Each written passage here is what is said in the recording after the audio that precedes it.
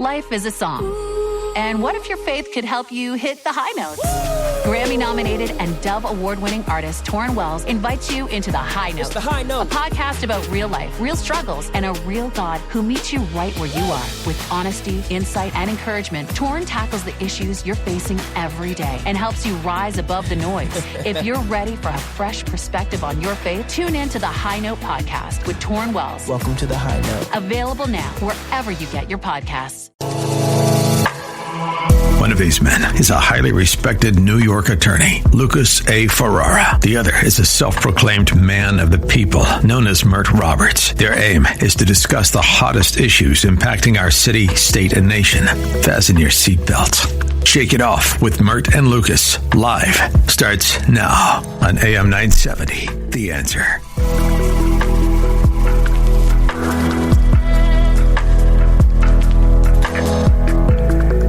Good evening, Alex. What is the name of that one, my friend? This is called Perfection by Alicia Beats. Perfection. You couldn't have picked a better song, my friend. Because today, I'd like to take our listeners somewhere most people don't like to go. Not because it's dark, but because it's too bright. It's too new. It's too close. A place where science is sprinting ahead of our ethics, our laws, and maybe even our humanity. I'm talking about the question that's no longer science fiction, Mert. It's no longer hypothetical. It's no longer a late night dorm room debate. It's here, it's real, and it's waiting for us to decide what kind of species we want to be. Here's the question. Should parents have the right to genetically optimize their kids? Now, I'm not talking about curing diseases, Mert, not about preventing suffering, not about eliminating a fatal mutation. I get that. What I'm talking about is optimization, enhancement, things like height, intelligence, memory, athleticism, temperament, even appearance, the menu of human traits. It's like build a child, my friend, a genetic shopping cart. And before you say that'll never happen, let me remind you of something the Nobel Prize-winning biologist Jennifer Doudna, one of the creators of CRISPR gene editing, it's gene editing, said when she realized what her invention could do. She said she had a nightmare in which a colleague asked her to explain her work to a man with, quote, cold blue eyes, end quote. And when she looked up, that man was Adolf Hitler. Some dream, right? That's a true quote, Mert. She said it because she understood the stakes. She understood that once you rewrite the code of life, you can rewrite anything. And now, here we are. Mert, what do you think? Well, this is people already think that I'm insensitive, but I'm not insensitive. Now, why would they think that? I wonder why. I just want everybody to know I'm not insensitive, but my thoughts on this type of stuff is if you have enough money to genetically modify your kids and turn them into supermodels, 6'8" NBA athletes, I say go ahead and do it.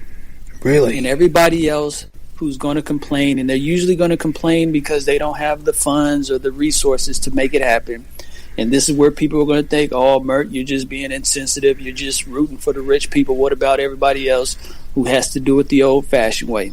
Well, listen, you got to understand what's going on here. Technology is coming for everybody. That's right. Rich people are usually the guinea pigs because, trust and believe me, there's going to be some instances where this goes wrong.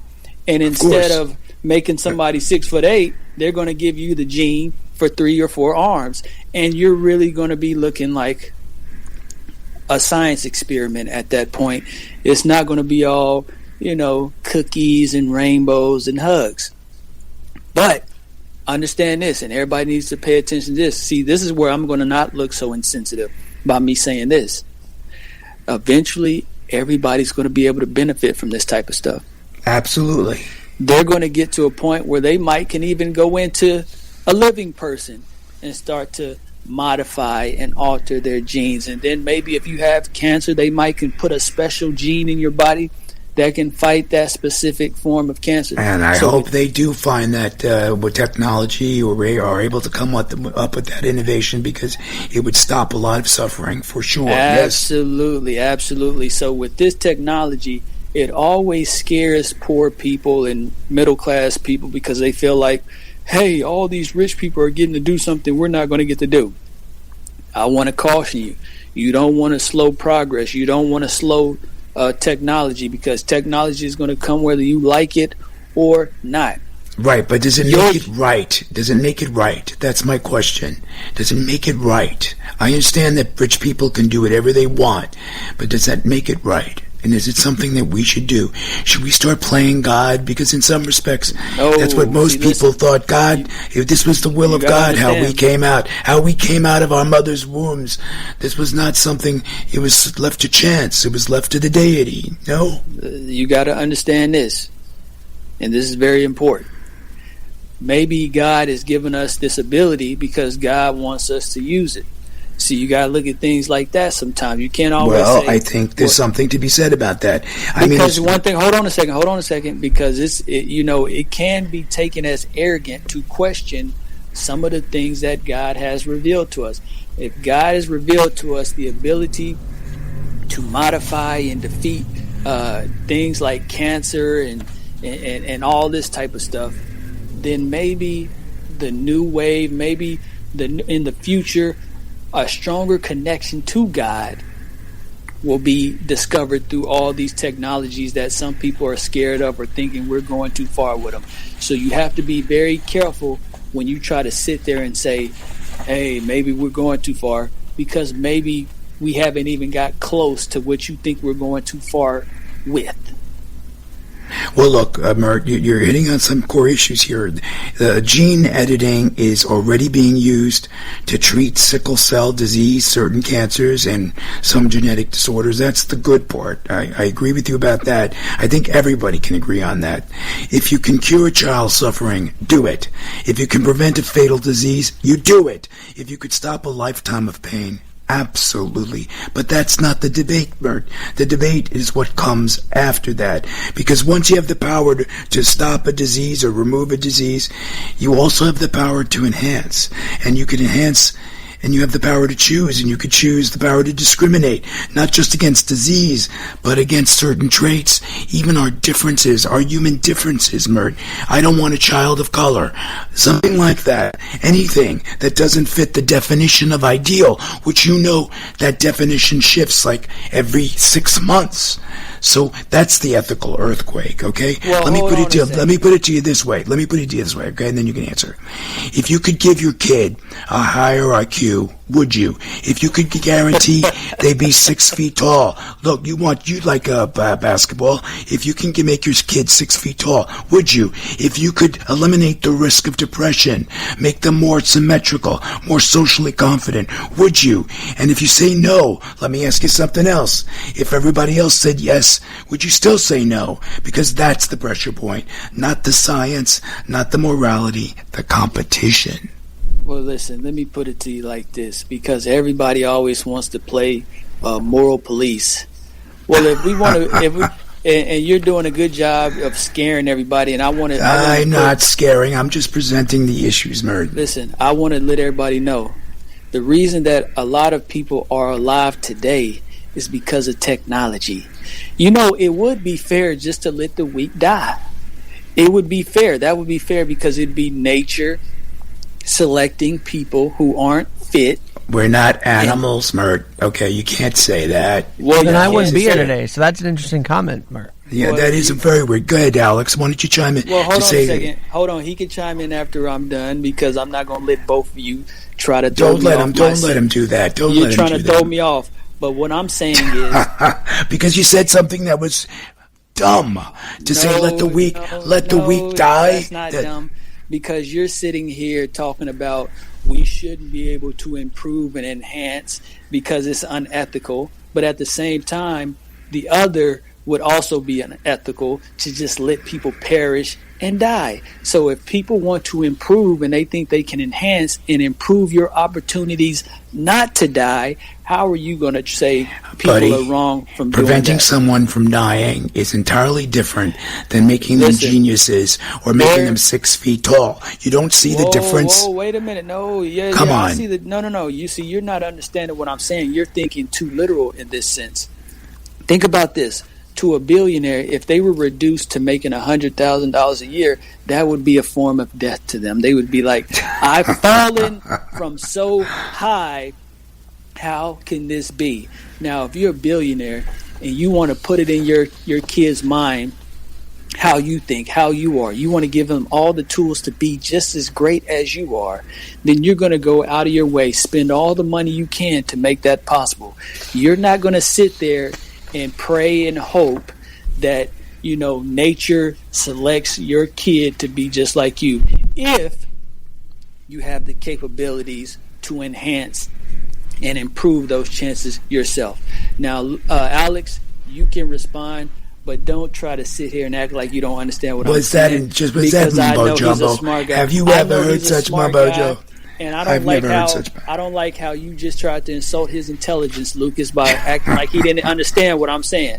But Alex, you can go ahead. And I think Alex can speak for himself. By the way, I don't know why you're speaking for him. It is a doctor. It is a nurse. It is the responsibility of the medical system to keep someone alive as long as they can. That's kind of how I see it. That's with this witchcraft they call medicine. Well, no, this is where I feel weird, because we are playing God if we do gene editing. I'm just saying, from a medical technology point, keep people alive.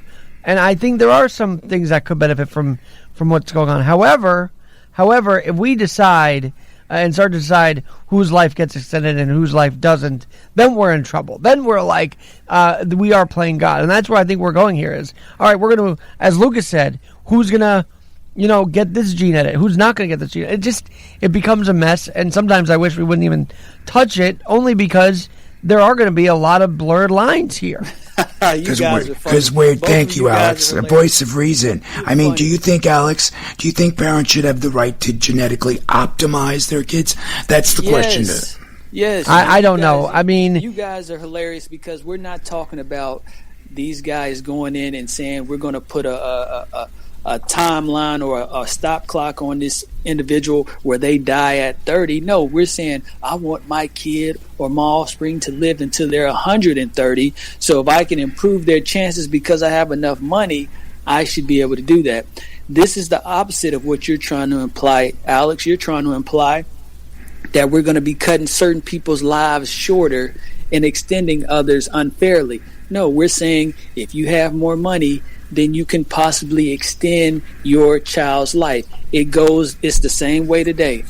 Those who have more money usually can have better nutrition, and they live longer than people who don't have as much and live in poorer countries or wherever you want to say they live at. It's the same concept. Those who have more will do better. This is what concerns me, Mert. Okay, you already have parents that obsess over preschool, travel, soccer, AP classes, SAT tutors, college rankings, resume, LinkedIn profiles for teenagers. You don't think those same parents wouldn't line up for a genetic edge? That's the problem. We have crazy parents that are going to start playing around with this stuff. Now, let me give you a quote from Dr. Julian Savulescu. He's a bioethicist at Oxford. And he said, get ready for this, Alex, we have a moral obligation to select the best children. What? Well, hold on a second. What? Listen, that just sounds, that does sound like what, Himmler said many moons ago. That's right.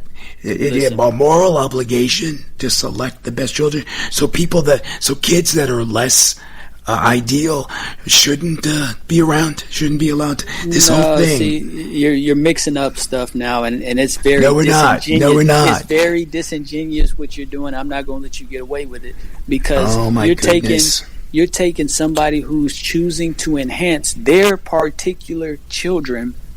That doesn't make it right. The fact that it's their kids. Hold on a second, because you're trying to run the clock out. I know what you're trying to do.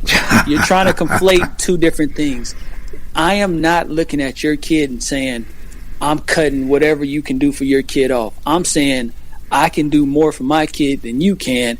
Hey, that's not on me to make sure you can do more for yours. If you can't afford to send your kid to college, they need to come up with a government program that can assist you with that. But don't look at me. I don't think they should be able to do that at all, Bert. If you want to know where I stand on this genetic optimization, I don't think it should happen all. You're talking about money versus non-money and being able to do it. That's what this is going to come down to. No, you're turning into that. You're turning into that. Maybe there should be laws that prohibit this kind of stuff. Hold on a second. Let me just get this out. This is what it is. It's going to be who's privileged enough to be able to afford this versus who but can't that's only afford one it. aspect of it, Mert. No, it's You're not. looking at Nobody's this about to myopically. eliminate- I'm nobody's asking about to you whether eliminate- they should be able to do it. Once you start optimizing, where do you stop, Mert?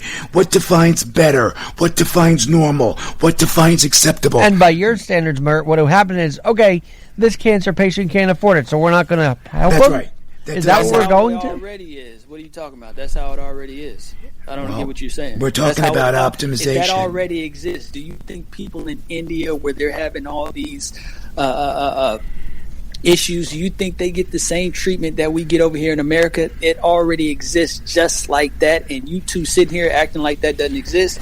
It's okay, but you're talking about access. We're not talking about access to medical care. That's what we're talking about. We're talking about that this gene editing technology, there appears to be no limits. In the U.S., I don't think the laws are clear enough. I think they're doing it in Russia, by the way. They're doing it in China. And this is scary. This is scary stuff. It's not scary because it's an access thing. Rich people have access he's back to it. on the rich thing. Everybody else doesn't. That's I wanted to comment on that for a second, too, because you said the middle class is scared that the billionaires want to use this for, or upset about their musing on their own kids. However, I think the billionaires would actually start with the middle class, test it on us. Like That's why we're scared of it. Make them guinea pigs. I love it. So let's see if them. And you're the same people who didn't want to take the COVID vaccine, so I don't want to hear anything about testing. I actually took it 3 times. There are a lot of people that are didn't take the COVID, and there's some tests that are coming out. There's some studies coming out now about the adverse consequences. Mert, I'm surprised you're advocating for the COVID vaccine. There's some people who are saying that it's caused more harm than good. That there wasn't justification for the COVID vaccine. Guess the type of people who were running down to Florida to get that vaccine when it wasn't available in New York. All the rich people. So what you're saying, Alex, and that's is not because how things operate. The government fueled had, fear and unjustified fear. Advantage of it before anybody. They're not going to let the middle class take advantage of it before. But this is a different issue. Now you're going. See what he's doing? He's deflecting, Alex. He's talking about COVID. And actually, he's deflecting from the emotional part of this, right? So what happens is if we tell this person, well, there's a lot of hope. Forget your emotions. Forget it. Forget your emotions. There's people out there who think you shouldn't have any vaccines, any type of medicine. They think you should just suffer. So what about their emotions? They feel strongly about that. I don't care about people's emotions. I don't know where he's coming. Do you know where he's coming up with this stuff, Alex? I don't know. I don't know. See, even Alex doesn't understand. Listen, I know some Jehovah's Witness who ain't been able to get any kind of anesthesia when they go get their teeth But that's their choice. That's their choice. They don't believe in medical procedures. They have a strong emotional attachment to those decisions. So if you want to talk about emotions, I don't want to hear about your emotions because that's insane that you got to get your teeth drilled and feel all that pain just because your emotions tell you that's wrong. I never brought up emotions. I didn't bring up emotions, okay? Alex brought up emotions. Well, I don't know why you're attacking him and why you feel so sensitive about this. Do you want to be 6 feet tall, Mert? Is that what the problem is? I'm close to 6 feet tall, so I don't really. I'm close. Here are my closing thoughts on this. The debate is coming, whether we're ready or not. The technology is coming, whether we approve it or not. The future is coming, whether we choose it or not. The only question is, do we want to shape it or be shaped by it? Because if we don't decide now, someone else will decide for us. As Mert said, you've got a billionaire, you've got scientists, you've got a corporation, even the government. So, look, once that happens, the world changes forever. And this is not an issue reserved for scientists, my friends, or politicians, or even the ethicists, but for parents, for the grandparents, for the people who held a newborn baby and felt that mix of awe and terror and love and responsibility. The future is listening, and it wants an answer. Well, in the meantime, you're listening to Shake It Off with Mert and Lucas live. We're truly honored to have you along with us for the ride. Would you believe this is episode 98? Come on! This is Lucas Ferrara. We're ever mindful, without you we're nothing. But when we come back, I'll introduce my co-host, and I'll introduce Alex. But when we come back, more from our first guest, Chris Papst, author of Failure Factory.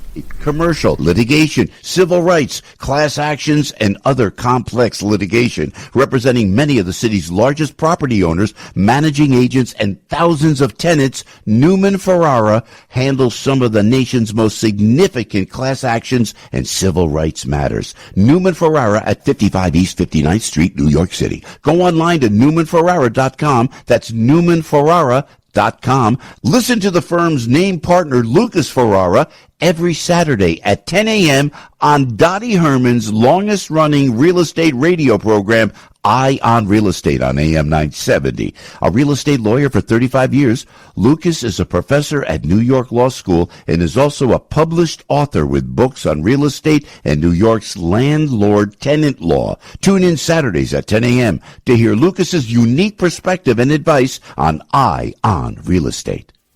Hey, it's Joe Piscopo. You know, I love America, and I'm so excited to celebrate America's 250th. AM 970 has put together a really special event called Patriots, Pasta, and Piscopo, featuring yours truly and my dear friend Christopher Macchio, America's tenor. We're going to be live at Carmine's in their private room called the Sinatra Room. Doesn't get more old school New York than that. I'm telling you, this is going to be a special night of patriotism as we celebrate our great nation, our history, and our future. You don't want to miss it. It's happening at Carmine's in Times Square on Wednesday, June 24th. Seating is limited. Get your tickets now for Patriots, Pasta, and Piscopo with yours truly and Christopher Macchio. AM 970 is announcing an exclusive ticket release. We are releasing a limited amount of special pricing through May 31st. If you've been waiting to join us, this is the best opportunity to secure your spot before pricing returns to standard rates. Portions of the proceeds will support the Equal First Aid charity, courtesy of LifeVac. Text CELEBRATE to 94878 or go to am970theanswer.com and click the banner for tickets. That's am970theanswer.com for Patriots, Pasta, and Piscopo. Hi, it's Arthur Idala here for Bay Ridge Mazda, run by my buddy Rob Sabah, a family-owned and operated Mazda dealership. At Bay Ridge Mazda, buying a car feels straightforward, comfortable, and personal. Their team takes the time to understand what matters most to you, your budget, your lifestyle, and how you really drive. They offer a great selection of new Mazdas, along with a wide range of high-quality pre-owned vehicles, all fully inspected and ready for the road. And when you call or text, you won't reach a call center. You'll speak with someone right there at the dealership, focused on helping you find the right fit. Bay Ridge Mazda, where every customer gets a real conversation and a clear path forward. Visit them at 9000 4th Avenue in Brooklyn or call or text 855-332-3476, 855-332-3476, 855-332-3476. Twitchy.com brings you the latest in social news, highlighting and reacting to important conversations from America's most prominent journalists, politicians, and celebrities. Twitchy's kinetic group of editors deliver fast and amusing content around the clock to tell you who said what in global and political news, sports, entertainment, and media. If it's news, they're on it. If it should be news, they're ahead of it. Stay connected to the newswire of the 21st century with Twitchy.com. Twitchy.com. This November, set sail on the Gulf of America cruise. 7 days through the Caribbean with Mike Gallagher, Scott Jennings, Larry O'Connor, and Jennifer Horn. Celebrate America's 250th with like-minded patriots. Text CRUISE to 94878 to book your cabin today.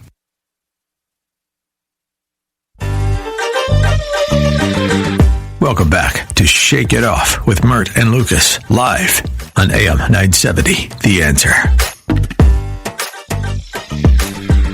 That's a weird one, Alex. What's the name of that one?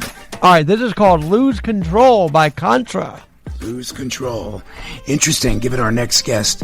Chris Papst is an award-winning investigative journalist and the author of Failure Factory, the hard-hitting expose that lays bare how Baltimore's public school system lost control. Get it? Unraveled under decades of mismanagement, waste, and political neglect. His reporting style is unmistakable, data-driven, unflinching, and relentlessly focused on following the money wherever it leads. Papst has built a national reputation as a watchdog who cuts through bureaucratic spin, translating complex financial failures into stories that matter to taxpayers and families. His work has sparked reforms, forced uncomfortable conversations, and held powerful institutions to account. When Chris Papst shows up, excuses stop working, and the truth gets a microphone. Welcome to the program, Chris. Hey, thank you for having me on. I appreciate it. It's a pleasure. So what was the moment, my friend, you realized Baltimore's school system wasn't just struggling, it was collapsing? Why did you pick Baltimore's school system of all institutions? Sure. So this is, let's say, late 2016. And I was an investigative reporter, and I was working for the ABC News affiliate in Washington, D.C. And I got a call from the parent company of that organization, which is Sinclair Broadcast Group. And they called me and asked me if I wanted to come to Baltimore and start this thing at Fox 45 News called Project Baltimore. And what Project Baltimore is that we're a team of 5. We're 5 investigative journalists. We have 2 photographer editors, 2 producers, and myself as the reporter.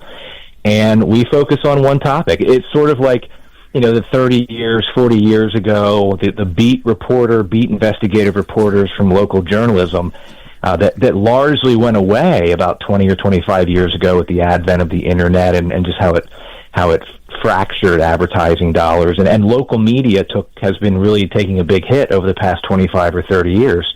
And what we're trying to do is bring that back.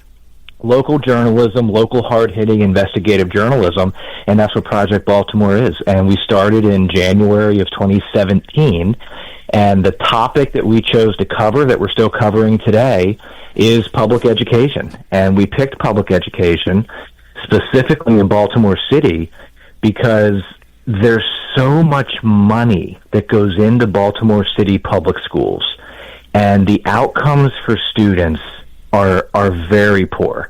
Baltimore, every year, is the lowest performing school system in Maryland and one of the lowest performing school systems in the entire country, despite getting nearly $2 billion now.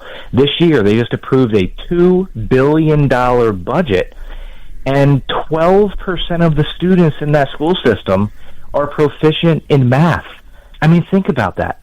88% of the kids in Baltimore City are not proficient in math, and taxpayers are giving that school system nearly $2 billion a year. That is what Failure Factory is all about. My book, Failure Factory, is answering the hows and the why. How is this happening, and why is it allowed to happen? Now, my friend, this is not unique to Baltimore. Wouldn't you agree that we're seeing these failures throughout the country, particularly in the public school systems? That's largely why I wrote Failure Factory, because after doing this for 9 years, I realized that this is not a Baltimore problem. This is not a Baltimore problem. It's not a Maryland problem. It's an American problem. Yeah, I agree. And what my book is doing is it's explaining how we got here. How did we get to the point where we can give a school system nearly $2 billion a year and 88% of the kids are not proficient in math? Why are we allowing this to happen? And there's reasons for it. There's a reason that it's happening. And when we started Project Baltimore in January of 2017, I didn't know what that reason was. And I think that's the main reason I wrote the book, is because what the book is what I didn't know about public education when I started this job. And I really don't think people really understand how public education works in America. Well, I hate to put you on the spot, but can teachers unions take part of the blame here? Well, the teachers' union is something that we have to look at from the perspective of what they're doing. It's the teachers' union. It's not the students' union. It's the teachers' union. Right. So when the teachers' union makes a decision or supports an idea or a belief within a school system, right, their priority is not to benefit the students. Their priority is to benefit the union. Amen. And that's what people really need to understand. And I think that a lot of the aspects of the teachers union is that people love their kids' teacher. Like, I have 2 kids. They're both in public school. My kids love their teachers. And I think a lot of people equate the teacher to the teachers union, and they're 2 very, very different things. So should teachers' unions be prohibited or disbanded, or there should be more restraint because they're exercising a lot of political power, so they're getting politicians to bend to their will, and which is how they're getting the billions of dollars, of course, but they're failing our kids, Chris. They're failing our kids. Well, but the teachers' union isn't there to benefit the kids. The teachers' union is there to benefit the adults. And that is what voters and that's what citizens have to understand when they vote for the politicians, is that who are the teachers' unions there to protect? Is it the student or is it the union? And the answer is the union. If you talk to a member of a teachers' union who's going to be honest with you, especially a leader of a teachers' union, they're there for their members. They're not there for the kids.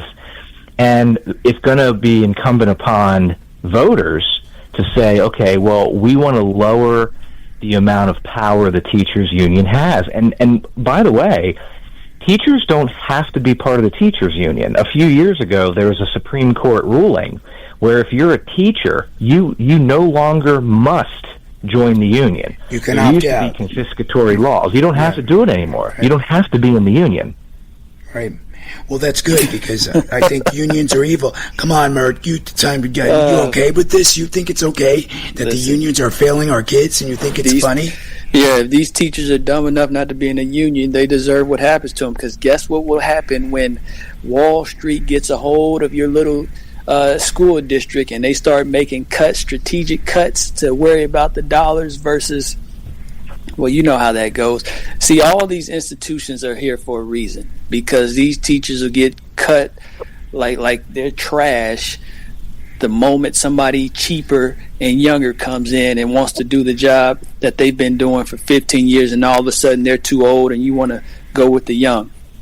So it's like you got to deal with this, and you got to understand why these unions are important in the first place. It's these corporations, even in a public system, that will come in and wipe out something as innocent and necessary as a veteran teacher to try to save some money. So what do you think about that? Am I off my rockers by saying something like that? Or yes, do I have just say yes, Chris. Well, I think that let's look at it from the perspective of a charter school. Mm-hmm. So charter schools, which I talk a lot about in Failure Factory, charter schools are public schools. They are public schools in every way that a traditional public school is a public school. The difference with charter schools is that they're generally owned and operated by an entity that is not a public education system. So in Maryland, for example, there are charter schools in Baltimore City, but they're not run by Baltimore City Public Schools. They're run by independent operators. Right. Now, in Maryland, and Maryland is sort of unique in this way. If you open a charter school, that charter school has to be unionized. That was the way that the laws in Maryland were written. So if you have a charter school, you have to have teachers that are unionized. Yeah. But in most states, that's not the case. In most states, a charter would have to vote to be unionized. And most charters are not union. So if we're going to make an argument that the teachers union is there to preserve what the teachers are getting, I don't know if that argument holds up, because most charter schools, which generally are more successful than traditional public schools, are not unionized. but yet the teachers work there. The teachers are, assuming that they're just as happy as any other teacher because they're working in that setting. And generally, the students perform better in charter schools than they do in non-charter schools. After the break, I have a response after the break. So Chris, we have to take a quick commercial break, as Mert said. But folks, have no fear. When we return, Chris will rejoin us. For more about Chris and his work, visit his website, chrispapst.com. That's P-A-P-S-T.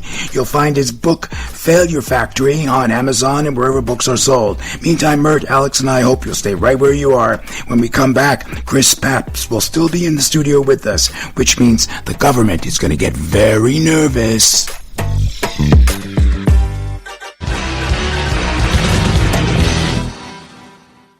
Over the last 30 years, Newman Ferrara, a New York City law firm, has evolved into a national practice focused on real estate, commercial, litigation, civil rights, class actions, and other complex litigation, representing many of the city's largest property owners, managing agents, and thousands of tenants. Newman Ferrara handles some of the nation's most significant class actions and civil rights matters. Newman Ferrara at 55 East 59th Street, New York City. Go online to NewmanFerrara.com. That's NewmanFerrara.com. Listen to the firm's name partner, Lucas Ferrara, every Saturday at 10 a.m. on Dottie Herman's longest-running real estate radio program, Eye on Real Estate, on AM 970. A real estate lawyer for 35 years, Lucas is a professor at New York Law School and is also a published author with books on real estate and New York's landlord-tenant law. Tune in Saturdays at 10 a.m. to hear Lucas's unique perspective and advice on Eye on Real Estate.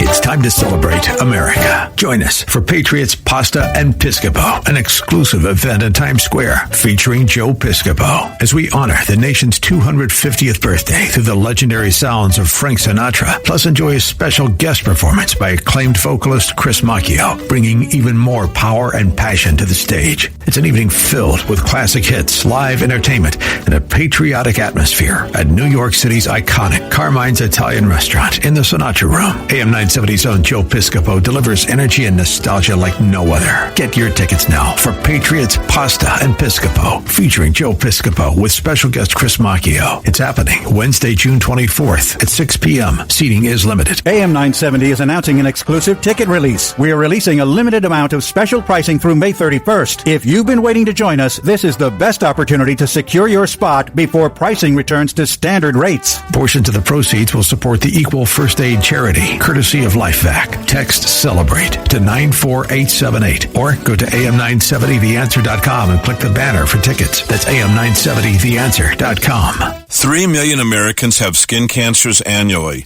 Many skin cancers affect cosmetically sensitive face, nose, ears, eyes, mouth, and beyond. Sadly, many are sent for deforming radical Mohs surgery without learning all options. Most people I meet never hear about non-invasive, highly successful skin cancer treatment options till Dr. Lederman. We treat skin cancers, squamous cells, basal cells, and more non-invasively with high success rates and high happiness rates. To learn more about Dr. Lederman's skin cancer treatment and to receive our great free skin cancer book, call 212 Choices. 212 Choices. Accepting most insurances, Medicare, Medicaid. Super convenient, 1384 Broadway at 38th. Highly successful, non-invasive skin cancer treatment with Dr. Lederman. For new and recurrent skin cancers, call Dr. Lederman. 212 Choices. 212 Choices. Thousands treated over decades. For skin cancer treatment, call 212 Choices. Dr. Lederman. Alex Marlow cuts through the political spin on the Alex Marlow podcast. The lawfare superstructure is the single biggest threat to President Trump. And that's why it's important that we figure out how to run up the score as much as we can while their bench is so lame and while we have the opportunity to add seats via redistricting and make sure that we make this Trump presidency as successful as possible so that we never relinquish power back to these people. Subscribe for free today on Spotify, Apple, YouTube, or at SalemPodcastNetwork.com. Put leftovers in shallow containers and get them into the refrigerator as soon as possible. Roughly 3,000 Americans will die from food poisoning this year, but you can keep your family safer by chilling food promptly and properly. Check your steps at foodsafety.gov. Brought to you by the USDA, HHS, and the Ad Council. Welcome back to Shake It Off with Mert and Lucas, live on AM 970, The Answer.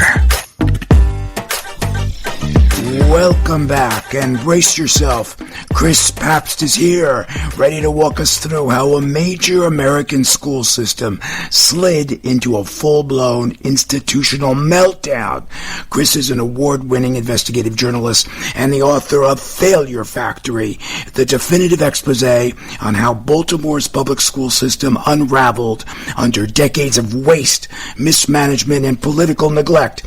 His reporting is known for cutting through spin, following the money, and forcing institutions to answer for the failures they rather bury. For more about him, Chris, and his work, visit his website, chrispapst.com. Chris, Papst.com. You'll find his book, Failure Factory, on Amazon and wherever books are sold, and we'll also have links posted on our website, shakeitofflive.com. Now, Chris, kids can't read. Kids can't do math. They can't write some of them. Whoa, hold on a second. How Hold is this? Hold on a second. I had a response. You just forgot. I know you got a lot on your mind. But I wanted a response before we went to break. Oh, okay. I'm sorry. Go right ahead. Yeah. Because we were talking about the unions. And I just want to get this out the way because I'm not even sure if the unions is the biggest factor in this thing. I think they're part of it for sure. But our charter school, isn't it fair to say that charter schools are going to look better because they're, if you just look at the proportion, it's way more public schools than it is charter schools. So wouldn't it make sense for a charter school to look way better when it's, there are very few of them versus public schools where there's so many and they have to rely on so many different factors versus a charter school? Yeah, I think that's a fair argument. I think it's also fair to say that if you go to a charter school, then you're a child who has parents who care because they put you into a charter school.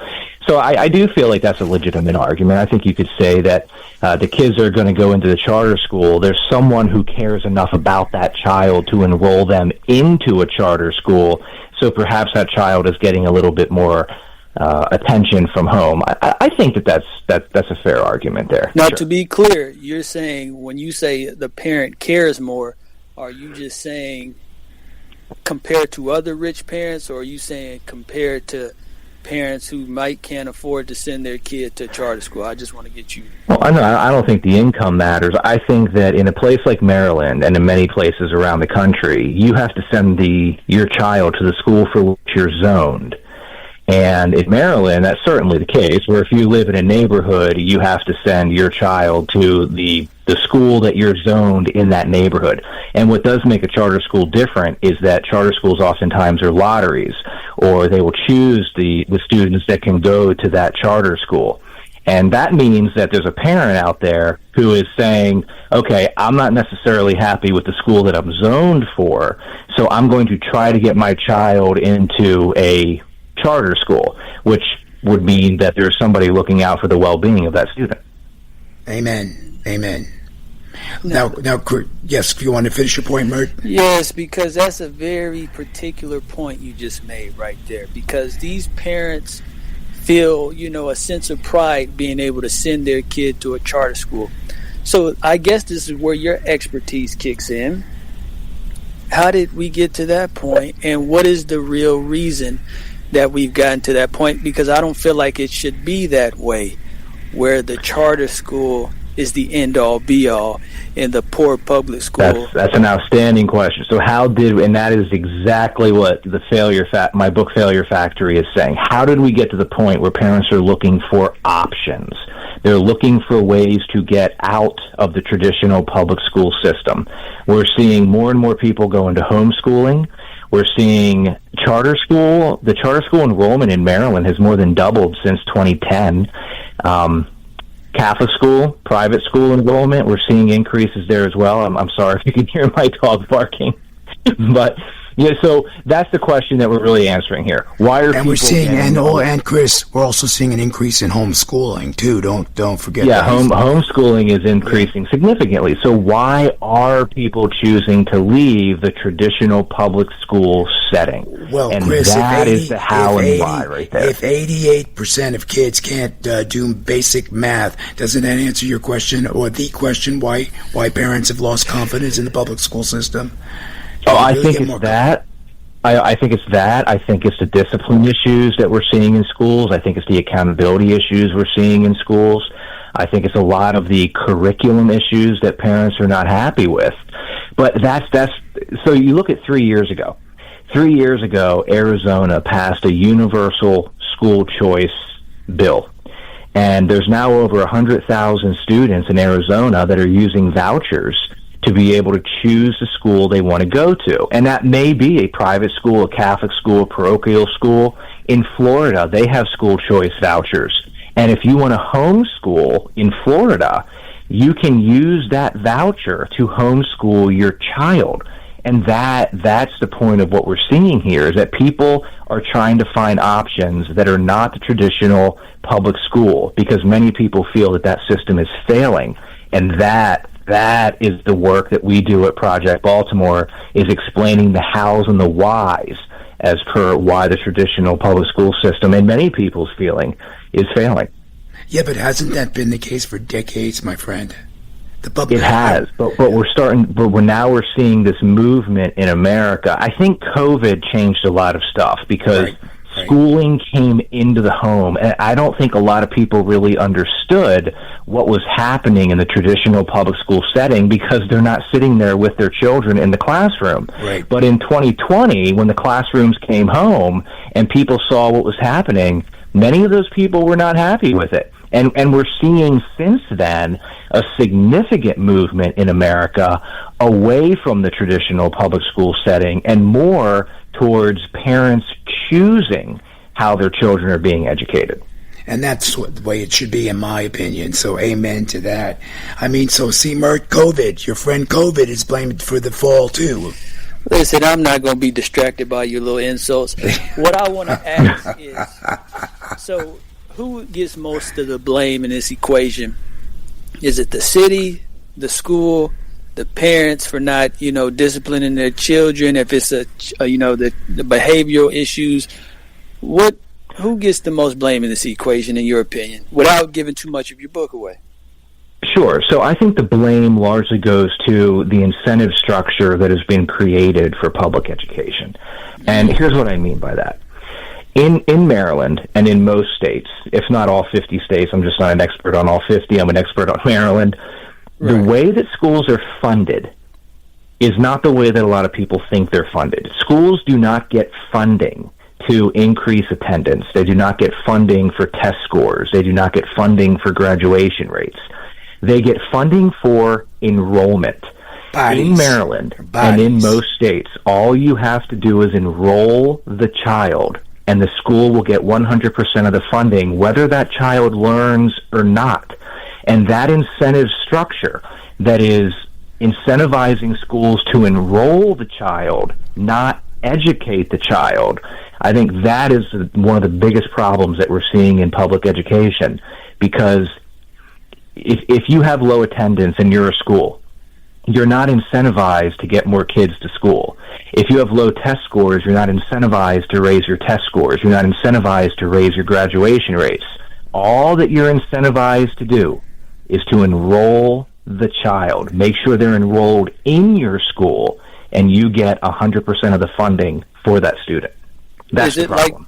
Is it like that because of the poverty of certain areas, and we could try to get the test scores up, but because of the poverty and, you got kids who going home and there's no parents in the household, so, trying to get them to study and be productive students.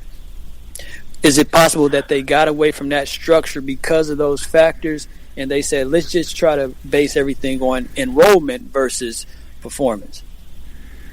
So a lot of the teachers that I speak with in Failure Factory, they say it's an accountability issue. Let's say that you sell cars And let's say whether you sell 0 cars or you sell 100 cars as a car salesman, can you imagine making the same amount of money? But the way the public education system has been set up is that if you educate 0 kids or all 100 of the kids in your class or your school are proficient in math, that you make the same amount of money. Like, that's the way the public education system has been set up. But the students don't have to learn. The question I'm asking you is, it would be very difficult to get teachers into a bad neighborhood because they're already aware we're probably not going to be able to get them to get their test scores up.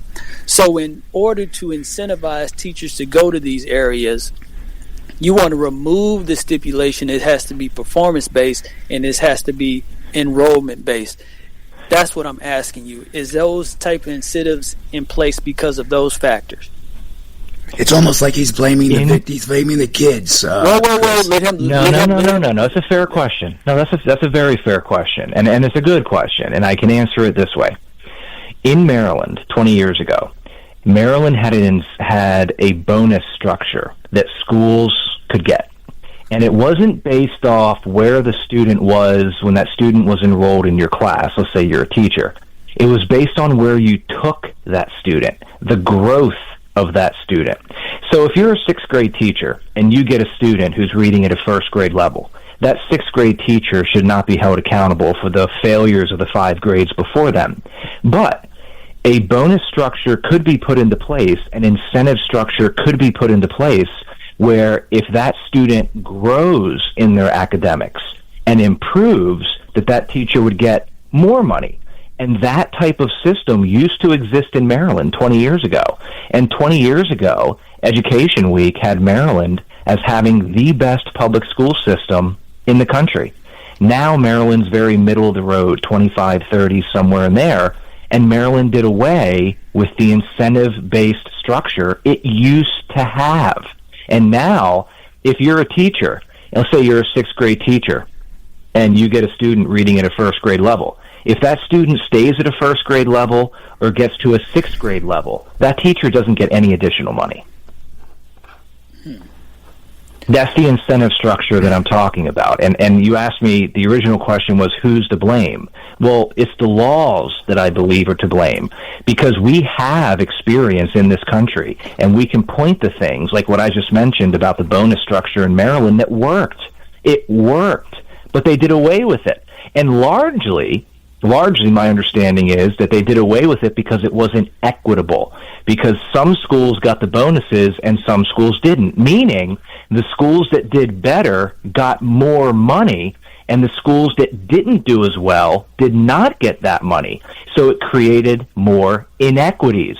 But what it actually did was it created an incentive structure so that schools would perform better and they had a reason to focus on the academics of students.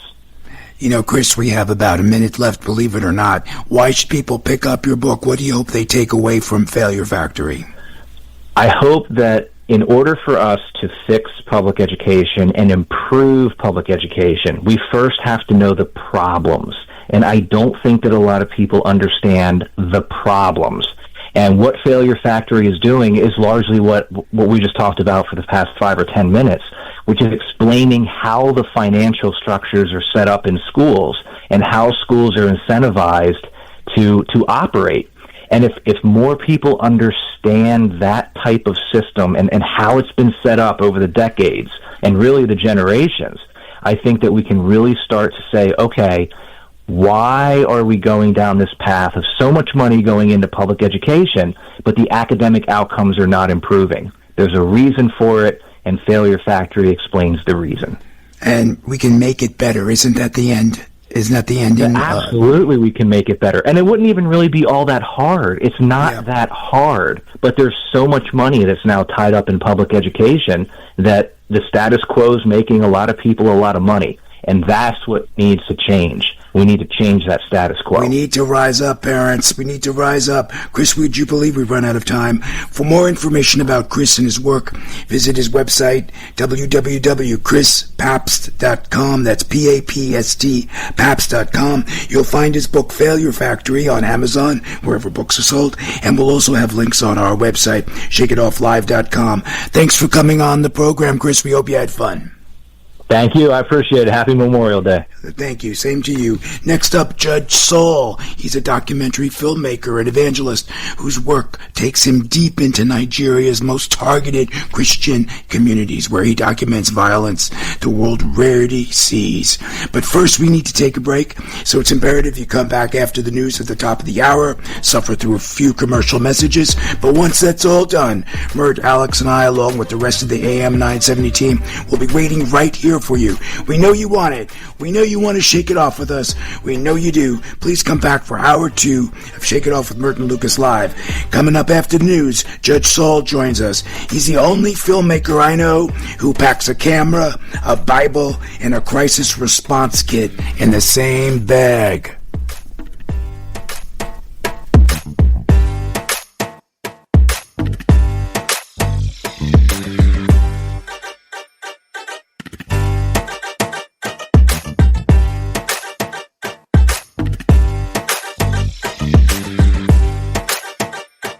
The preceding hour of programming, sponsored by Shake It Off Live, LLC. Life is a song. And what if your faith could help you hit the high notes? Grammy-nominated and Dove Award-winning artist Torrin Wells invites you into The High Note. It's The High Note. A podcast about real life, real struggles, and a real God who meets you right where you are. With honesty, insight, and encouragement, Torrin tackles the issues you're facing every day and helps you rise above the noise. If you're ready for a fresh perspective on your faith, tune in to The High Note podcast with Torrin Wells. Welcome to The High Note. Available now wherever you get your podcasts.